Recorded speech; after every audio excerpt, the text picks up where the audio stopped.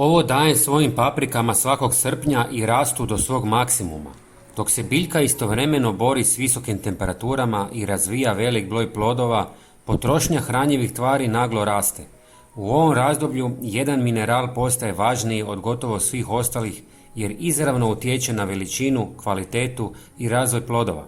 Bez njega paprike često ostaju sitnije, sporije rastu ili ne iskoriste svoj puni potencijal.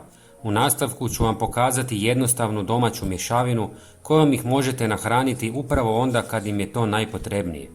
Cijeli ovaj proces počinje u kuhinji, s nečim što većina ljudi jednostavno baci u smeće.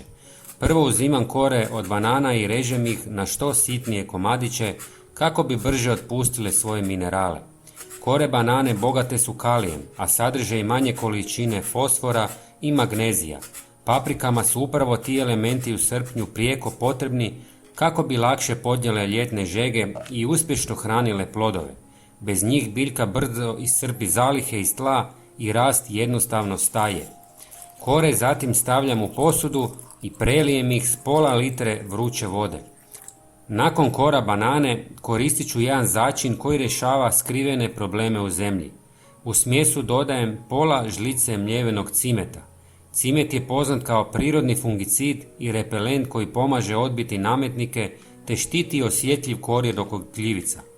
Djeluje kao svojevrsni štit za podzemni dio biljke, pomažući korijenu da ostane zdrav i sposoban upijati hranjive tvari. Sve ću ostaviti da odstoji preko noći, a ujutro ću procijediti. Sada na red stiže jedan neočekivani sastojak iz hladnjaka koji radi čuda za imunitet biljke. U procijeđenu tekućinu dodajem jednu žlicu običnog jogurta.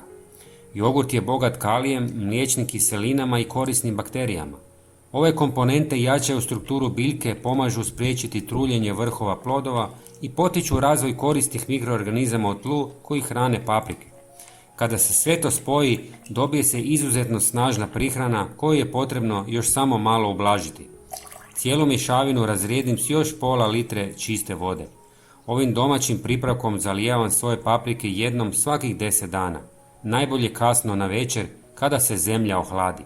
Rezultati se vide već nakon nekoliko dana, kada grmovi bujno rastu, a plodovi postanu toliko veliki i mesnati da grane jedva drže njihov teret. Pogledajte i naš sljedeći video u kojem pokazujemo kako zaštititi krastavce od bolesti. Pozdrav!